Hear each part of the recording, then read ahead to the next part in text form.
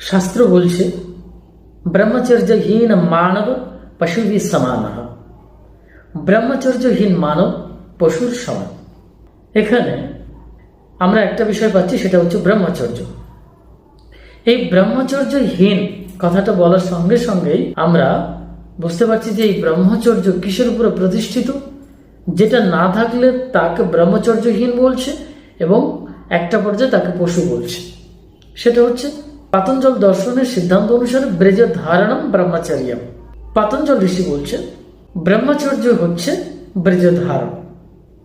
তার মানে এখানে আমরা পাচ্ছি এই মূল যে শক্তিটা সিমেন ধাতু বা সপ্তম প্রকারের ধাতু, পুরুষের ক্ষেত্রে যে স্ট্যামিনা শক্তি বলা হয়েছে, পৌরুষ শক্তি, এই শক্তি যদি কমে যায়, স্ট্যামিনা যদি কমে যায়, তাহলে গ্রাম্য পরিভাষায় বলা হয় কাপুরুষ।